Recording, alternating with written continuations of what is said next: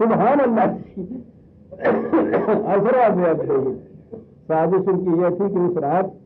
سارے مل کے قبیلے کے نمائندے راتوں رات چوری چھپ کے جا کے قتل کر دیں محمد، اور ہم نے یہ ناکام بنائی تدبیر اس کو اس سے پیشتری مکے سے نکال کے لے گئے ہجرت آ کے۔ سبحان اللہ اسرا بعبدہ لیلا من المسجد الحرام الی المسجد، الہ ہے اس کی طرف لے گئے، کہو گے یہ نہیں آتا ہے وہاں ہم اپنی وہ پھر نشانیاں دکھائیں جن کے وعدے یہاں مکے میں کیے جا رہے تھے کہ یہی دین غالب آ کے رہے گا، یہ تمام دشمن مغلوب ہو جائیں گے، مکہ یہ بیت الحرم مسجد حرام کعبہ پھر تمہاری طبیعت کے اندر آئے گا، پھر ابھی آنے غالب پہ تمہارا دین غالب آئے گا، پھر ساری دنیا میں خدا کی بات اونچی ہوگی تاکہ ہم وہاں دکھائیں تمہیں کہ جو تم سے کہتے تھے دیکھو کس طرح ایک ایک بات پوری ہوتی ہے، اس غرض کے لیے تمہیں یہاں سے بچا کے اور خدا راتوں رات مسجد اقصیٰ کی طرف لے گیا۔ مسجد اقصیٰ کیا ہے لفظی معنی میں نے کہا نا ترجمہ اس کا دور کی مسجد، صرف اتنی سی بات تو ہے، لیکن متعین طور پر اس وقت کے اندر کوئی جانتا بھی تھا کہ یہ مسجد اقصیٰ ہے کیا چیز، جسے یہ بتایا گیا کہ یہ وہ ہیکل سلیمانی ہے۔ عزیزان ایمان آپ حیران ہوں گے کہ خود ہماری تاریخوں کے اندر یہ بات لکھی ہوئی ہے انہی کتابوں کے اندر کہ رسول اللہ صلی اللہ علیہ وسلم کے زمانے میں ہجرت سے پہلے مدینے کا ایک نام مسجد اقصیٰ تھا۔ یہ پرچہ میرے پاس ہے جنوری 1975 کا طلوع اسلام، اس کے اندر مسجد اقصیٰ کے ہی نام سے میرا ایک مضمون ہے اور یہ تاریخی حوالے اس کے اندر موجود ہیں، وفاء الوفاء بہت بڑی تاریخ ہے اس کے اندر کی اس قسم کی مساجد۔ اس میں یہ بھی لکھا ہے کہ اس سے پہلے مدینے میں کتنی مسجدیں بن چکی تھی، کہاں کہاں یہ اجتماعات ہوتے تھے، مسلمان تو جہاں بھی 2-3 بھی اکٹھے ہو وہیں ان کی سجدہ گاہ ہو جاتی ہے اور مدینہ تو اس کی حیثیت اب اتنی پہنچ چکی تھی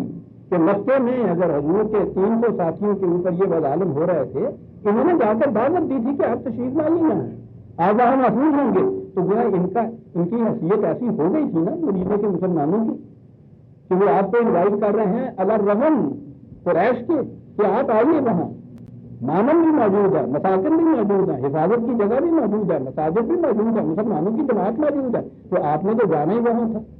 جہاں خدا کے پیغام کے عملی تشکیل کے لیے سزا سازگار ہو۔ انی ذاہب الی ربی جب کہتا ہے مہاجر رسول کہ میں چلا اپنے خدا کی طرف، تو عزیزاں نے من خدا تو ہر جگہ ہوتا ہے، کہاں جاتا ہے وہ جہاں خدا کے دین کے غالب آنے کے امکان زیادہ ہوتے ہیں۔ یعنی یہ عجیب چیز ہے اور عجیب بات ہے کہ میں نے جب یہ مفہوم القرآن میں بلکہ اس سے بھی پہلے میں نے جب یہ چیز لکھی تھی کہ یہ جو ہے یہ سورہ بنی اسرائیل کی پہلی آیت اس میں مسجد اقصیٰ جو ہے یہ حضور کی شب ہجرت کے واقعہ کا بیان ہے اور اس سے مراد مدینہ ہے، مکہ سے مدینہ کی طرف جانا میں نے جب لکھا ہے۔ عجیب بات ہے، انسان ہمیں کل تو کسی وقت نہیں ہو سکتا، میرے سامنے یہ تاریخ نہیں تھی، چنانچہ میں نے اس کو قرآن کریم میں صرف قرآن میں غور و تدبر کے بعد یہ چیز میں نے اس نتیجہ نکالا تھا کہ یہ شب ہجرت کا بیان ہے، لکھ دیا تھا میں نے، تلاش میں رہا تھا کہ شاید کہیں سے یہ چیز مل جائے۔ اس کے بہت عرصہ بعد مصر سے یہ قرآن کریم آیا، وہ میں نے پھر منگایا، اس میں اس کے حاشیے پہ یہ چیز لکھی ہوئی تھی مسجد اقصیٰ کی کہ اس سے مدینہ النبی مراد ہے۔ پوچھیے نہیں اس دن کس قدر خوشی ہوئی مجھے اس بات سے، اللہ تعالیٰ کا کتنا فضل ہے۔ ایک بات جو میں نے اپنی فکری بنیاد کے اوپر لکھی تھی اس کی ایک تائید ملی، پھر مجھے اس کی تلاش ہوئی کہ یہ انہوں نے کیسے لکھا۔ آپ حیران ہوں گے کہ اس کے بعد یہ تاریخیں مل گئی مجھ کو، اور اس تاریخوں میں ایک چیز یہ مل گئی جس میں یہ کہا کہ مدینے کا نام مسجد اقصیٰ تھا اور خود وہ خچر جس پہ سوار ہو کر حضور نے یہ سفر کیا تھا اس خچر کا نام وہاں آ کے قصوہ نام اس خچر کا رکھ دیا گیا تھا۔ حضور نے اس خچر پہ کئی سفر کیے ہیں اور ہماری تاریخ میں اس کا نام یہ رکھا ہوا تھا، میں حیران ہوا کرتا تھا کہ یہ اس کا نام یہ کیسے پڑا ہے۔ اب یہ آ کے یہ خدا کھلا کہ یہ وہی خچر تھا جس پہ حضور نے یہ سفر کیا تھا، وہ مسجد اقصیٰ تو وہاں پہلے موجود تھی جہاں وہ آئی ہے، اور اس جانور اس سواری کا نام ہی انہوں نے اس خچر کا نام قصوہ رکھا گیا ہے، صاحب تاریخوں میں اس کا نام قصوہ اب تک چلا آ رہا ہے، اور مدینے کا نام مسجد اقصی مدینے کا نام، جیسے مسجد الحرام سے صرف کعبہ مراد نہیں ہوتی، بعض اوقات پورا مکہ مراد ہوتا ہے اس سے۔ قرآن میں خود یہ ہے کہ انہوں نے تم مسجد حرام سے وہاں کے رہنے والوں کو نکال دیا، مدینے میں آئے، تو اس سے مراد کعبے کے رہنے والے نہیں، کعبے میں تو کوئی رہتا ہی نہیں ہے، تو قرآن کا تو یہ انداز ہے۔ تو مدینے کا نام ان لوگوں نے، اور مسجد تو اب ہمارے ہاں یہ چار دیواری کے اندر گھری ہوئی رہتی ہے، ورنہ میرے اس رسول کے ارشاد کے مطابق صلی اللہ علیہ وسلم حضور نے تو فرمایا کہ کل روئے زمین کا تختہ مسلمان کی مسجد ہے، یہ جہاں بھی کھڑا ہے کہ اپنے خدا کی اطاعت کرے گا وہی جگہ مسجد کہلائے گا، یہ کسی عمارت کا نام نہیں ہے دیگر، تو الگ بات ہے کہ اجتماع کے لیے عمارت کی ضرورت پڑتی ہے، لیکن معنوی اعتبار سے مسجد صرف اس عمارت کو نہیں، جس مقام سے بھی خدا کے ان قوانین بات اونچی ہوگی غالب آئے گی، اس کے لیے ڈسکشن ہوگی بات۔ اسلامی نظام سلطنت میں پارلیمنٹ لحاظ جسے آپ کہتے ہیں وہی تو مسجد نبوی تھی۔ آج اگر وہ مسجد میں آپ آ کے وہاں یہ نہیں کرتے، آج بھی اگر آپ کے ہاں اسی انداز، اسی سنت رسول اللہ، اسی قرآن کریم کے مطابق کوئی مملکت قائم ہوئی، اس کے ہاں جو قوانین کے نافذ کرنے کا ادارہ ہوگا وہ مسجد کبریٰ کہلائے گی۔ عزیزان اللہ، یہاں تو قرآن نے اصطلاحیں ہم کو وہ دی ہیں، دوسری اصطلاحیں ماننے کی ضرورت کہیں سے نہیں ہے، تو پھر نام رکھنے کی ضرورت نہیں ہے کسی کی کہ اسمبلی ہال اس کو کہتے ہیں، نو اسمبلی ہال، یہ مملکت اسلامیہ کی مسجد کبریٰ۔ مسلمان تو جہاں بھی خدا کے کلمے کو بلند کرتا ہے، حضور کا ارشاد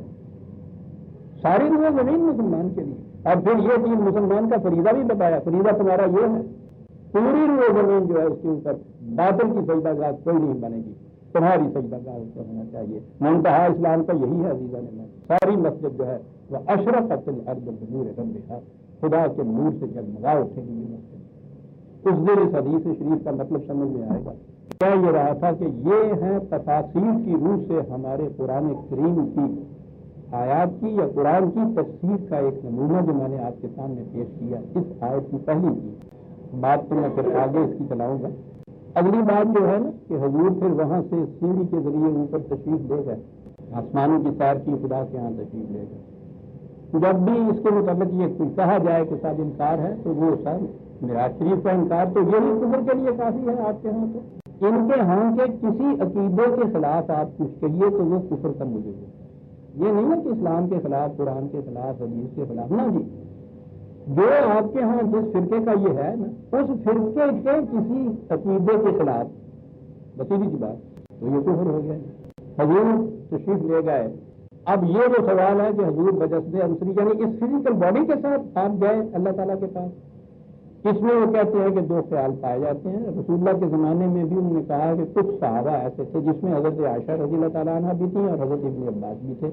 تو وہ یہ کہتے تھے کہ نہیں یہ بات خواب کی، فزیکل باڈی کے ساتھ آپ نہیں گئے، تو ان روایات کو تو انہوں نے مسترد کر دیا، یہ ضعیف ہے۔ مانا یہی جاتا ہے کہ آپ اس فزیکل باڈی کے ساتھ انکار کیجیے اس واقعے سے، تو کہا یہ جاتا ہے کہ کیا خدا ایسا کرنے پہ قادر نہیں ہے؟ اعتراض یہ ہوتا ہے، جواب یہ ہے کہ صاحب کون کہتا ہے کہ خدا یہ کچھ کرنے پہ قادر نہیں ہے؟ خدا کی قدرت کے کاملہ کے اوپر ایمان تو ہمارا یہ ہے کہ وہ اس پوری کائنات کو لیس سے ہست کی، نتھنگ لیس سے بینگ میں لے آیا بغیر کسی مٹیریل کے، صاحب اس سے بڑا اور معجزہ کیا ہوتا ہے؟ اس کے بعد یہ تو بڑی چھوٹی موٹی سی باتیں ہیں کہ خدا اپنے معجزے سے، اپنی قدرت کاملہ سے کسی انسان کو کسی جگہ لے جائے۔ اعتراض جو کرتا ہے عزیزان ایمان غور سے سن رکھیے، شاید نہ موقع، فزیکل باڈی اس جسم کے ساتھ حضور کہیں تشریف لے جاتے ہیں، وہاں بتایا کہ ایک ہموار سطح ہے وہاں خدا بیٹھے، تو گویا یہ ساری چیز فزیکل جب ہوئی تو خدا کو بھی کسی فزیکل جگہ سرفیس کے اندر آپ نے محدود کیا ہے نا، یہ ہے اعتراض۔ جو خدا کہتا ہوا معصوم اینا معصوم، تم جہاں بھی ہو خدا تمہارے ساتھ، نحن اقرب الیہ من حبل الورید، ہم تو ہر انسان کی شاہ رگ سے بھی زیادہ قریب ہیں، فَأَيْنَمَا تَوَلُّوا فَثَمَّ وَجْهُ اللَّهِ، جدھر بھی تم نگاہ اٹھاؤ گے خدا ہوگا وہاں۔ خدا کے متعلق اگر یہ تصور آ جائے کہ وہ کسی خاص مکان میں خاص جگہ کے اندر بیٹھا ہے، یہ تصور خدا کے متعلق خدا کا انکار ہے جو قرآن میں خدا دیا ہے عزیزان ایمان۔ یہ خدا محدود ہو گیا، کہا جائے گا کسی سپیس کے اندر۔ جب آپ خدا کو یہ مانیں گے کہ وہ کسی سپیس میں محدود ہو کے بیٹھا ہوا ہے، تو یہ اس سارے تصور کے خلاف کرا جائے گا جو قرآن نے خلاف خدا کا تصور پیش کیا ہے۔ اور قرآن کی تعلیم کی پہلی عظمت یہ ہے کہ اس نے جو